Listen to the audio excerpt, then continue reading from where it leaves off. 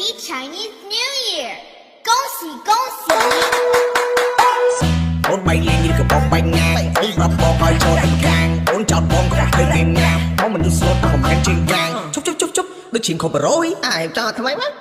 បងស្រឡាញ់អូនណាស់ចាត់ពីកាត់ខ្មាស់លបអូនសួរចាស់ឲ្យចាស់ចូលស្ដីអូនបែរចង់មិនព្រមស្ដីថាបងមានអ្វីថាបងមានសម្ដែងអត់មានអូនមួយក៏មិនមានអូខេនេះក្បែរមាត់ឆ្នៃក្រោមមកពីស្អែកដូចលឿនទៅស្រឡាញ់មើលព្រះខែតែជម្រកតាំងខ្យល់ក៏សម្បត្តិបញ្ញាឆ្លើយមើលឯងតម្ដងមើល